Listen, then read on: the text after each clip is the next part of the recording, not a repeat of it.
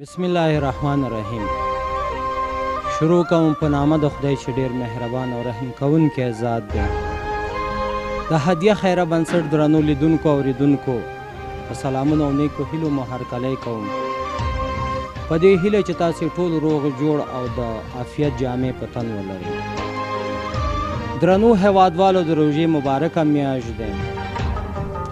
په دغه مبارکه میاشت کې مونږ راغلي یاستو بیا هم غوچکو ته چې په تیرو وریښتونو کې د وریښتونو له امله زموږ یو ځوان ګلالی ورور چې د اطاق د کوټې دغه چت پرې کېناسته، دغه ځوان د چت لاندې شو، خپل ژوند یې د لاسه ورکړ. د دې کورنۍ غږ د رسنیو د لارې نشر شو چې حتی دا کورنۍ د کفن دفن لپاره هم څه نه درلود. په دې روژې مبارکه میاشت کې راغلي یاست، د دې کورنۍ هغه د ژوند نه ځان خبرو چې دوی ژوند اوس څنګه دی. دوی پخوا یو بل د خټو په کور کې ژوند کوه، اوس دلته په دغه کور کې ژوند کوي. چا ورته دا کور نیولی. خو غواړم د خلیل جان چې زموږ دغه ورور په حق رسېدلی د دې مورکۍ سره خبرې وکړم. موږ سره پاتې شي او زموږ ملتیا وکړي.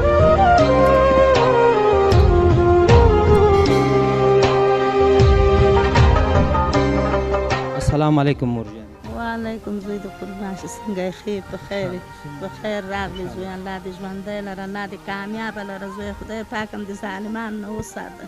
تاسو چې د غریبانانو پوښتنه کوئ الله دې تاسو پوښتنه خوشحاله اوسئ.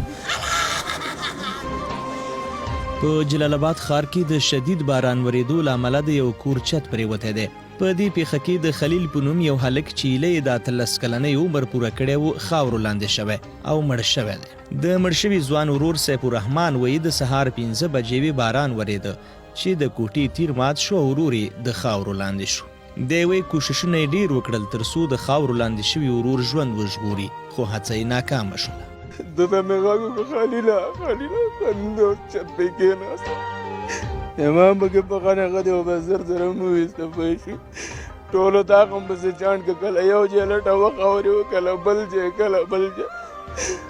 دا منګه چې یو وخت مې پیدا کړ ملا یې معلومېده، بس نور پکې څه نه وه. د مړ شوي هلک مور چې له سترګو یې د کم عمره ځوان زوی پسې اوښکې نه ودرېدې وایي د پلار له مینې په ماشومتوب کې بې برخې شوی و، خو په ډېرو تنګ سوی رالوی کړی و. هغه وایي د فقر او غربت له امله یې زوی د ورځې کباړ راټولوه، خو د راتلونکي ژوند لپاره یې ډېرې هیلې درلودې، هغه هیلې چې ور ونه رسېدو او په ابدي خوب ویده شو. دا یې ما د غریبۍ زوی ده، دا یې ما یتیم زوی و، وایي دا یې ما یتیم زوی و، وایي ما د ارمانجن زوی ده، وایي مورې ما ته کالي وکړه، ما له زوی پیسې راسره نشته چې درته کالي وکړمه. د چت پرېوتو پیښه کې د مړ شوي ځوان ګاونډیان وایي دا کورنۍ فقر او غربت دومره ځپلې چې د بیګا لپاره څه نوموړي ته د کفن پیسې هم نه لري. دوی پر حکومت او نورو شتمنو غږ کوي چې د دې کورنۍ لاسنیوی دې وکړي. د حکومت څخه مو دا تقاضا ده، دا هیله ده چې دغه کورنۍ مونږ ډیره جوبله کورنۍ ده، ډیره فقیره کورنۍ ده، یتیمان هم دي، مسکینان دي، فقیران دي، نو د دغو سره ډیره مرسته وشي. فونډیشن والا نه مې دا د خیریه موسسو والا نه چې دغه کورنۍ لاسنیوی وکړي او منډه وکړي. حتی د کفن دپاره هم پیسې نه درلودلې. باید یاده شي چې دا په خپل اصل کې لومړی ځل یا لومړی کورنۍ نه ده چې د داسې یوې پیښې سره مخ کیږي، بلکې د ورښتونو او بارانونو په موسمونو کې ډېری ورته پیښې رامنځته کیږي چې ډېر کله پکې د کورنۍ غړي ژوند بایلي. د هدیه خیره بنسټ درنو لیدونکو او اوریدونکو تاسې ګورئ چې زه د خلیل جان مورکۍ سره ناست یم او خلیل جان خو نشته او د خلیل جان یادونه لا اوس هم په دې کور کې تازه دي. لا اوس هم مورجانې سره صرف ما ستړي مشي وکړو او په ستړي مشي کې هم په ژړا شو. دا چې دا مور به هره ورځ هره شپه د خلیل جان هغه جامو ته ګوري او هغه نورو شیانو ته ګوري، دا مورکۍ به هر وخت په ژړا وي. د غواړم د مورجانې سره خبرې وکړم چې مورجانې څه ویل غواړي. مورجانې راته دا ووایي اول کې چې دا خلیل جان د څو کالو دا 18 کاله و زوی. څه کار څه روزګار به یې کوه مورجان؟ کبار به ټول د ورځې هغې باندې مې موږ بیخي ګزاره نه کوي. کورنۍ کې څو تنه ژوند کوي؟ خاوند دی حیات دی مورجان؟ خاوند مې دا اته کاله کېږي چې په حق رسېدلی دا شپږ کلن د پلار نه پاتې ټوله او د په خلکو کالو باندې خلکو په سختۍ باندې دا لوی خلیل جان یتیم و یتیم و اته شپږ کلن د پلار نه پاتې و یا دغه کباړ به یې ټول و بس په دې به موږ وخت تېروو.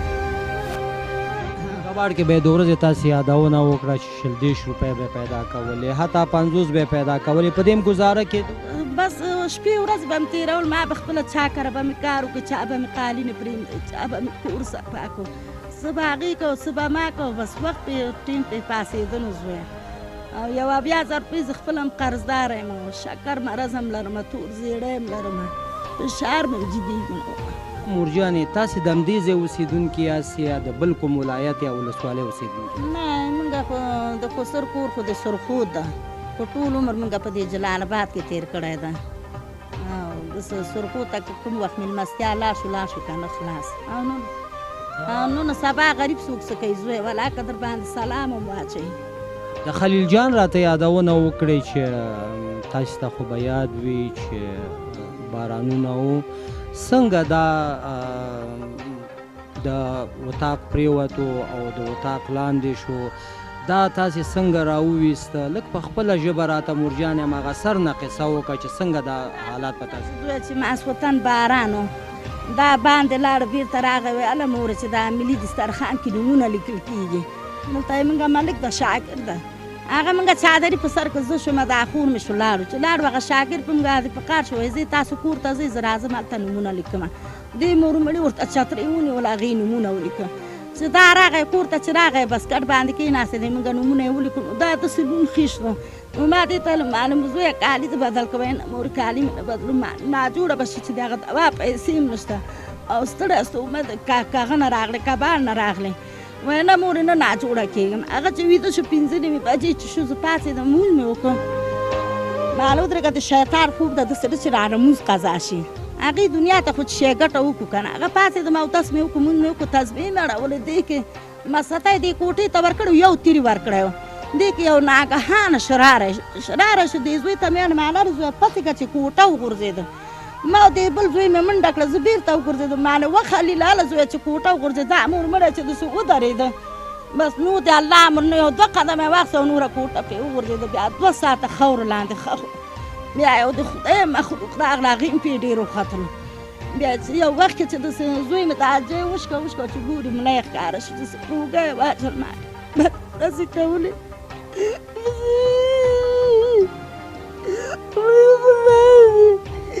ډېر د غریبۍ زوی مې و د خلکو په کالو د خلکو په څپلۍ مې لوی کړی و نو دې راته ویلې وایي مورې ما ته جوړه وکړه چې زه دا خالو جانې جوړه ده نو ما ورته ویلې مال زوی د مور د درنه قربان چې زه تا ته په څه شي باندې کالي وکړمه همدغه خبره یې ماسخوتن وکړه چې سبا یې د الله په لاره په حق ورسېده دې به زه کومه خبره یادومه زویه وایي خدای ته زه به یې دې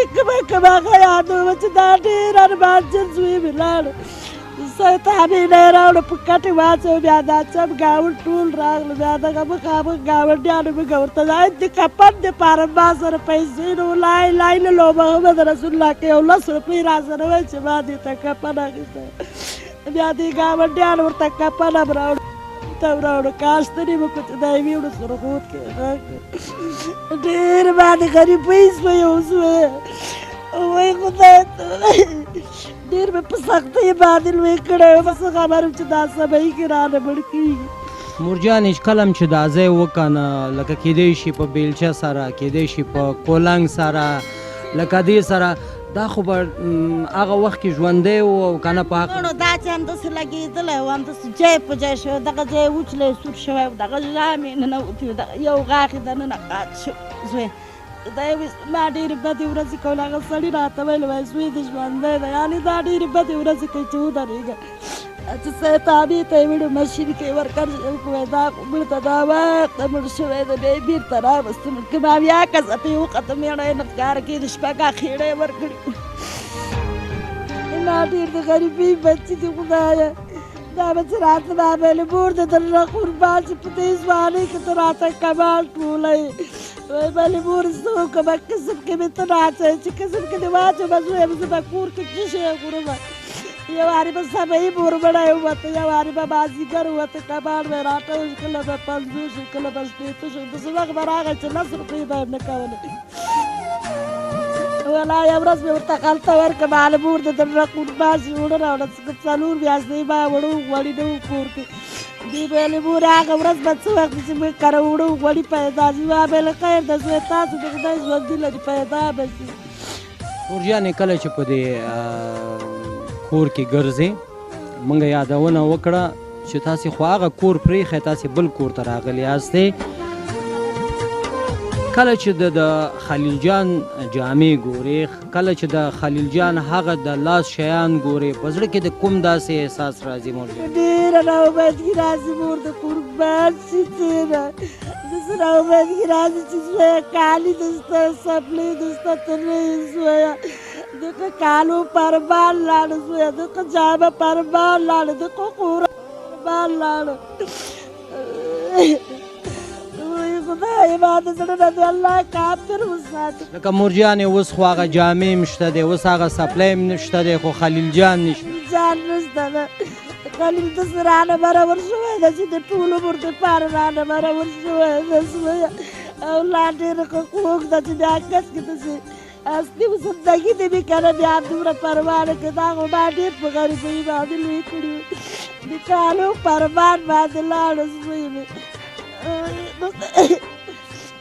ټوله ورځ ژاړم شکر مې جګېږي تور زیړی مې جګېږي دومره بسه نه لرم چې زه ځان ته یو نسخه دوا واخلم که ما بیا 1000 روپۍ قرضدار شوم بیا دا چمګاول چا راته ټول شکې راکړي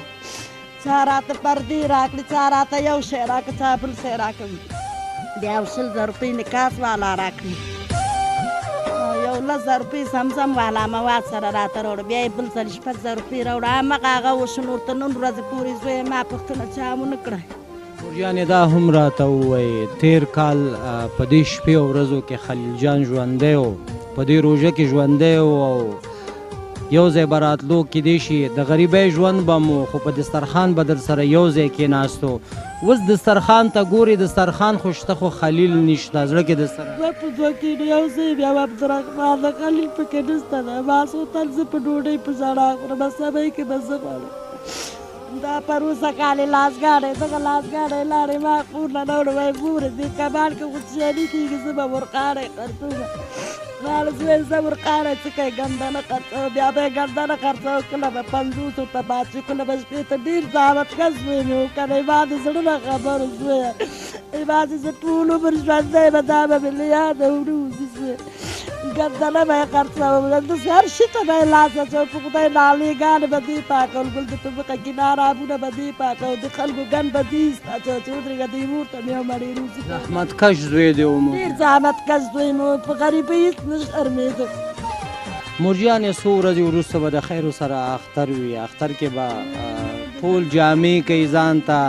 ستا زوی د جامو په ارمان لاړو د یو ښه سپلی په ارمان لاړو اوس چې اختر راشي د اختر په ورځو کې به د اختر په تا څنګه تېرېږي په ما به غم تېر شي زویه ټول خلک به خوشحالیان هغه کوي زه به همدغسې په سرو سترګو به ناسته ما بیخي له یاده نه وځي داسې زوی به چې ما د زړه نه خبرو هغې به راته ویلې مورې ډېر تشویش مه کوه الله مهربانه ده یو داسې ښه انسان چې چا ته یو بده خبره نه وه کړې دا ټول چمګاڼه مې ورپسې داسې دي چې الله له لال دي ورپسې صبر وکړه مورجانې صبر وکړه چې ډېر د زړه ته وکوه مورجانې 2 رکعاته نفل ورته کوه انشاءالله چې دا به په درد خوري د هدیه خیره بنسټ درنو لیدونکو اوریدونکو روژه هم دی او مورجانې ته چې مونږ هر یو خبره کوو نو دا په سلګو دی په چغو دی او په سترګو کې تاسې هغه وخت کې ګورې دا زمونږ مور دی د خلیل مور دی دا زمونږ مور دی اوس خلیل نشته دی خو مونږ لکه د خلیل غوندې به دوی ته راځو او د دوی خدمت به کوو او ستاسې د شتمنو هیوادوالو ستاسې د زړهسواندو هیوادوالو پر مټ باندې که غواړئ دغه مورجانې سره تاسې مرسته وکړئ غواړئ د دې لاسنیوی وکړئ نو د هدیه خیره بنسټ په واټساپ شمیره باندې موږ سره اړیکه ونیسئ دغه شمیره تاسې ته د سکرین په مخ ښکاري 0039 88 90 1540 بله شمېره هم تاسو ته وایم 0039 200 مورجان یادونه وکړه چې اختر خو بری شي جامې به هم وي او ټول زمونږ هغه لمسي او هغه نور ګاونډیان به ښه جامې ښه سپلی واچوي خو هر څه اوس شته دی خو هغه خلیل جان نشته خلیل جان اوس نشته 22 کاله زوی مې د مړه ژوندی ورږده زه د هغې ژړا وکړمه زه د دې ژړا وکړمه ما په دې دنیا کې هېڅ خوشحالي نه ده لیدلی زه ډېره ورپسې وګرځېدم مال زه به دا پوډري پیدا کړم زه به علاج وکړم ونه شو پیدا د هغې ځای معلوم نه ده چې مړ ده که ژوندی ده چې څه خبرې چې چېرته الله مهربان دی مورجانې همدا اوس به د هدیه خیره بنسټ د لارې به خلک تا ګوري هغه زمونږ لکه د خلیل په شان نور زامن به د تا ګوري په خارج کې دلته داخل کې څه غوښتنه لري چې تا ته څه شی وشي مورجان دغه شتمنو خویندو ورونو ته دغه هغه لرمه چې ما سره دې مرسته وکړي یوه 2000 روپۍ قرضدار یم نن څلورمه کال ده په هغه ورځ هغه ښځه راغلې وی پیسې مې راکړې مالې زوی مې بل شوی زه پیسې له کومه کوم زه 11,000 روپۍ مې وی زه هغه د خیر د خدای چې کله درته درکړم راته به یې راکړي او دغه شتمنو خویندو ورونو ته دغه هغه لرمه چې ما سره دې مرسته وکړي څوک چې ما سره مرسته کوي الله دې هغوی سره مرسته وکړي خدای پاک دې د هر عذاب نه دې وساتي یو په دوه دې الله ورته ورکړي خدای پاک دې د کروړونو مالک وکړي او الله دې ورته ډېره او تېره ورکړي خدای پاک دې ژوندي لري الله دې ظالمانو نه دې وساتي تاسو دې خدای پاک ظالمانو نه وساتي الله دې ډېر عمر دې الله تاسو ته درکړي د روغ صورت او د ایمان سره خوشحاله اوسئ مورجانې درنو هیوادوالو احیا ورور موږ سره مرسته کړې او غواړم چې د احیا ورور امانت موږ سره دی راوړم او دغه مورجانې ته یې وسپارم د هغه ورور د خاطره چې خلیل نومېده او نوم یې صرف پاتې دی او خپله نشته صرف نوم یې پاتې دی مورجانې نور نه په هغه کوو په سلګو کوو غواړو چې دې سره خبرې نور موږ وکړو روژه هم دی موږ سره پاتې شي زموږ ملتیا وکړئ د احیا صاحب مرستې دې کورنۍ ته سپارو